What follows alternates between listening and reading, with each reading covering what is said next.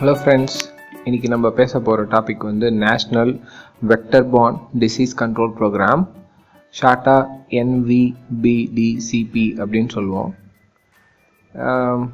இந்த ப்ரோக்ராமோட இம்பார்ட்டன்ட் என்ன, இது ஏன் நம்ம தெரிஞ்சுக்கணும்னு கேட்டிங்கன்னா, malaria, dengue, chikungunya, kala-azar, filaria, Japanese encephalitis இந்த எல்லா நோய்களுக்கான ஒரு திட்டம் தான் இந்த திட்டம். எப்படியாவது இந்த நோய்களை இந்தியாவிலிருந்து ஒழிச்சிடணும், அட்லீஸ்ட் கம்மியாக தான் ஆக்கிடணும் அப்படின்ற ஒரு நல்ல எண்ணத்துக்காக உருவாக்கப்பட்ட ஒரு ப்ரோக்ராம். ஆனால் இதுக்கும் நமக்கு என்ன சம்மந்தம்? இப்போ ஒருத்தருக்கு உயர் ரத்த அழுத்தம் இருக்குன்னு வச்சுக்கோங்க, அவர் மட்டும் மாத்திரை சாப்பிட்டா போதும். ஒரு சுகர் பேஷண்ட் இருக்காங்கன்னா அவங்க மட்டும் மாத்திரை சாப்பிட்டா போதும்.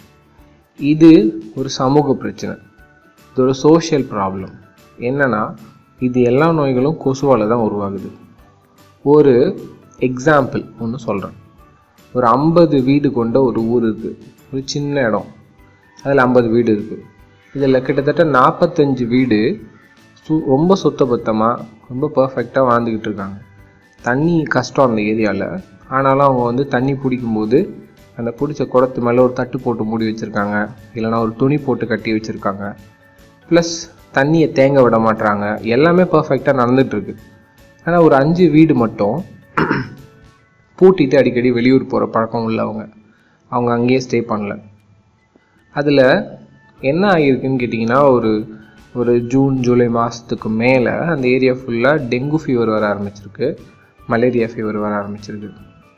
இது கேள்விப்பட்டதுக்கப்புறம் நிறையா பேர் குழுவாக கவர்மெண்ட்லேருந்து போய் பார்த்து சர்ச் பண்ணும்போது, இந்த பூட்டப்பட்ட 5 வீட்டிலேருந்து தான் கொசு உற்பத்தி ஆகுமோ அப்படின்ற ஒரு கேள்விக்குறி இருந்தது. அப்புறம் அந்த வீட்டு ஓனர்லாம் வந்து திறந்து பார்க்கும்போது, பெரிய பெரிய தொட்டியில் மழை தண்ணியா இல்லை இவங்க தேக்கி வச்ச தண்ணியான்னு தெரியல, எல்லா தண்ணியும் தேங்கி போய் கொசு போய் முட்டை வச்சு அந்த முட்டையிலேருந்து கொசுக்கள் வந்து அந்த மக்களை பாதிப்படைய வச்சுருக்கிறதா சொல்கிறாங்க. இந்த மாதிரி பல எக்ஸாம்பிள் சொல்லுவாங்க. ஸோ இதில் வந்து நம்ம மருந்து மாத்திரை கொடுத்தோ, இல்லை எல்லாருக்கும் நெட்டு சொல்லுவாங்கள்ல, கொசு வலை கொடுத்தோ பாதுகாக்கலாம் முடியாது. இதில் எல்லோரும் சேர்ந்து உழைக்கணும். அந்த 50 பேர் கொண்ட கிராமம், அந்த 50 வீடு கொண்ட கிராமம் 45 பேர் ஒன்றா சேர்ந்து வேலை செஞ்சால் கூட திருப்தி அடையலை, அங்கே நோய் வாய்ப்பட்டாங்க. 50 பேரும் சேர்ந்து வேலை பார்த்தா மட்டும் தான் முடியும்.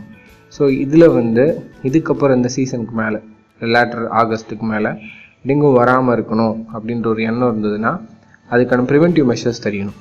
நெக்ஸ்ட் வீடியோவில் எப்படி ப்ரிவென்ட் பண்ணலான்றதை பற்றி நான் சொல்கிறேன். தேங்க்யூ.